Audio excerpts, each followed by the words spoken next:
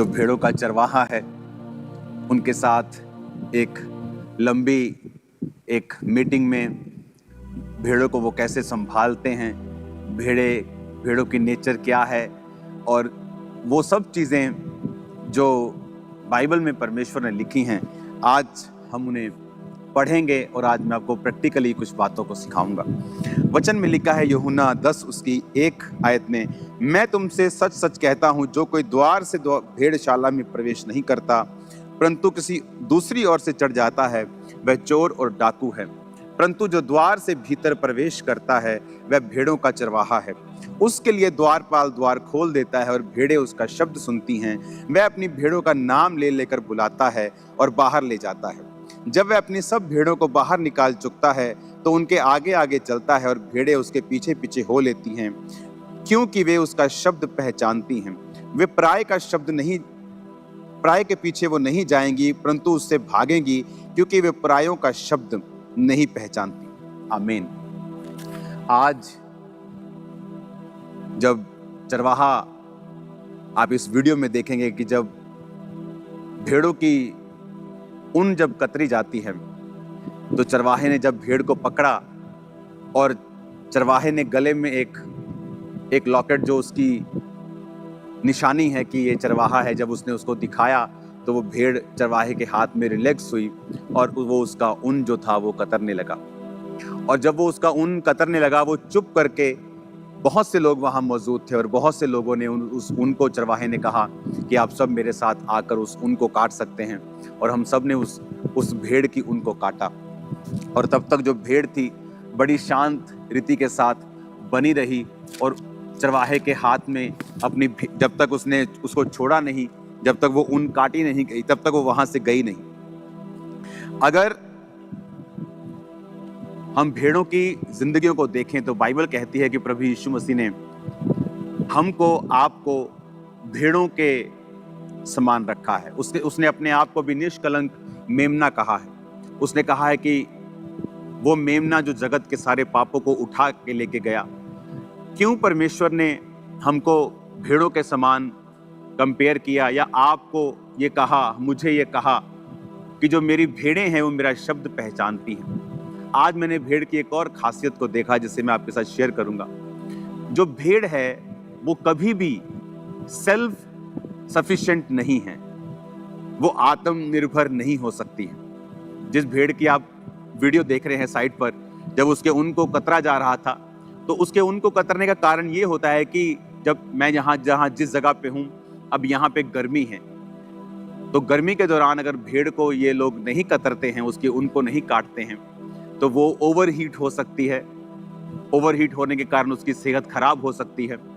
और जब बारिश के सीजन में अगर बहुत ज़्यादा ऊन भेड़ पे हो तो वो पानी उसमें ठहरा रहता है, उसमें कीड़े अपने अंडे देते हैं, उसमें मच्छर बहुत ज़्यादा और कीड़े बहुत बड़ी मात्रा में चले जाते हैं और उसको हमेशा तंग करते हैं। और इसीलिए हर साल उनके ऊन को कतरा जाता है और फिर भेड़ें जो हैं वो हेल्थी रहती हैं। और परमेश्वर ने वचन में क्या लिखा है, उसने आपको और मुझको अपनी भेड़ों के समान कहा है। और उसने कहा है कि अंत के दिनों में जब तुम्हारा न्याय होगा, मैं भेड़ों से कहूंगा, अपने दाहिने हाथ के लोगों से कहूंगा कि जाओ और उस स्थान पर जो पिता ने तुम्हारे लिए तैयार किया है। और लेफ्ट हैंड साइड बकरियों को, अगर आप बकरियों को देखेंगे, उनको ऊन कतरवाने की जरूरत नहीं है। वो लंबा देख सकती हैं, ज्यादा देख सकती हैं, वो चरवाहे पर निर्भर नहीं है। तो परमेश्वर ने उन विश्वासियों की तुलना उन बकरियों से की है जो ये कहते हैं कि हमें किसी चर्च की या किसी चरवाहे की जरूरत नहीं। उन्हें लगता है कि वो डायरेक्ट परमेश्वर को मान सकते हैं। आप परमेश्वर को डायरेक्ट ही मानते हैं, मैं भी परमेश्वर को डायरेक्ट ही मानता हूं। मैं अपने पास्टर के थ्रू परमेश्वर को नहीं मानता हूं, मैं डायरेक्ट ही परमेश्वर को मानता हूं। लेकिन वचन में लिखा है कि उसने चरवाहों को आज भी ठहराया है। इसलिए पौलुस ने कहा, कलीसिया में उसने 5 तरह के व्यक्ति दिए हैं। उसने प्रेरित दिए हैं, उसने भविष्यद्वक्ता दिए हैं, पास्टर्स दिए हैं, इवेंजलिस्ट दिए हैं, टीचर्स दिए हैं, जो कलीसिया जिनसे उन्नति करेगी और कलीसिया जिससे बरकत पाएगी और मसीह की जो देह है वो परफेक्ट होगी। इसका मतलब ये सारी मैनेजमेंट भी परमेश्वर के द्वारा ठहराई गई थी। इसीलिए बाइबल कहती है जब मूसा ने गलती की और उसके बहन मरियम ने और भाई हारून ने उसको बुरा भला बोला तो परमेश्वर ने उनको श्रापित किया और उसको कोढ़ हुआ, और उसके भाई को, क्योंकि वो याजक की कुर्सी पे था, उतनी सजा नहीं मिली जितनी मरियम को मिली। उसका रीजन ये था कि परमेश्वर ने कहा चाहे उसने मिस्टेक की, लेकिन तुम मेरी मैनेजमेंट के खिलाफ, जो मैंने मैनेज करने के लिए धरती को, परमेश्वर के लोगों को किया है, तुम उसके खिलाफ नहीं चल सकते हो। कहने का मतलब यह है कि परमेश्वर ने एक मैनेजमेंट ठहराई, एक सिस्टम बनाया जिसके द्वारा आज हम ब्लेस्ड होते हैं। पौलुस को उसने ठहराया कि वो एक दर्शन के जरिए काम करेगा। पौलुस को परमेश्वर ने एक ग्रेस का दर्शन दिया, चाहे वो गमलियल और बड़े बड़े विद्वानों के पांव में वो पड़ा था, वो इब्रानी था, वो बिन्यामीन के गोत्र का था, वो पढ़ा लिखा था, बड़ा रसूखदार आदमी था, एक बड़ी संस्था का मेंबर था जो उस जमाने की एक बहुत बड़ी धार्मिक और बहुत बड़ी रेप्यूटेबल संस्था थी। तो परमेश्वर उससे प्रचार करवाता क्रिश्चियंस में, यहूदियों में, जिस संस्था, जिस कम्युनिटी का वो मेंबर था, वहां उसकी सुनी जाती है। अगर आज आपके मोहल्ले के, आपके नगर का एमएलए अपने फेथ को अनाउंस करते कि मैं क्रिश्चियन हूं, तो ज्यादा आपको लगेगा हाँ वो ज्यादा प्रभाव डाल सकता है कि इतना बड़ा व्यक्ति सीएम या एमएलए या एमपी एक क्रिश्चियन बन गया। तो लेकिन परमेश्वर ने पौलुस से वो काम नहीं करवाया। परमेश्वर ने पौलुस को कहा कि तू अन्य जातियों में जाएगा जो उसको जानती तक नहीं थी, ताकि परमेश्वर ये साबित कर सके कि सब कुछ ग्रेस के द्वारा ही है। आमीन।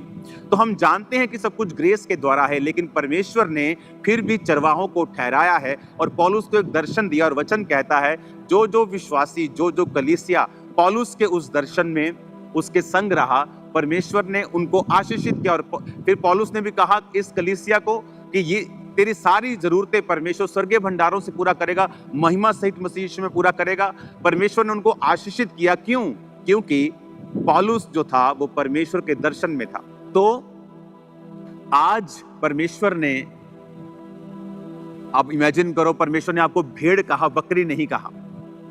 वचन कहता है कि तुम परमेश्वर के घरों में लगाए जाओगे, उसके आंगनों में फलोगे और फूलोगे। क्या है परमेश्वर के आंगन? वो उसके चर्च, वो उसके भवन, वो उसके स्थान, वो उसकी कलीसियाएं जो परमेश्वर ने बनाई और ठहराई हैं। आज आपको अपने पाप माफ करवाने के लिए पास्टर्स के पास जाने की जरूरत नहीं, याजकों के पास जाने की जरूरत नहीं। आपके पाप आप खुदा से प्रार्थना करें, वो माफ करता है। लेकिन उसने उन लोगों को ठहराया है ताकि आप लोग उन्नति पाएं और आप लोग ब्लेस्ड हो। इमेजिन करो, जो लोग परमेश्वर के भवन से दूर होते हैं, उसी तरह फिर उनकी जो स्किन है, उनके जो बाल हैं, वो ओवरग्रोन होते हैं, भार उनकी लाइफ पर होता है, बहुत सारी शैतानी चीजें उनको तंग कर रही होती हैं, जिस तरह भेड़ को तंग करती हैं। ओवर द टाइम वो उसके जान को नुकसान कर देती हैं। और यहाँ हमने आज देखा कि किस तरह से एक अच्छा चरवाहा जानता है कि भेड़ को अब उसको फ्री करने का समय है, अब उसको खिलाने का समय है, पिलाने का समय है। परमेश्वर भी हमारा अच्छा चरवाहा है। और आपने एक और चीज नोटिस की वीडियो में कि जब भेड़ अपनी उनको कतरवा रही थी तो वो बहुत शांति के साथ, बहुत ही सरेंडर मोड में वहां पे बैठी थी। वो बिल्कुल भी अपोज नहीं कर रही थी, वो बिल्कुल आराम से अपने चरवाहे के हाथ में थी। अगर हम परमेश्वर से बरकतों को चाहते हैं, हम भी समर्पित होकर समर्पण के मोड में परमेश्वर के हाथ में भी, उसके दासों के हाथ में भी रहें, तो फिर परमेश्वर उस मकसद को पूरा कर पाता है। वो हमें शेप में लेके आता है और हमारी जिंदगी में वो काम होते हैं जो परमेश्वर चाहता है।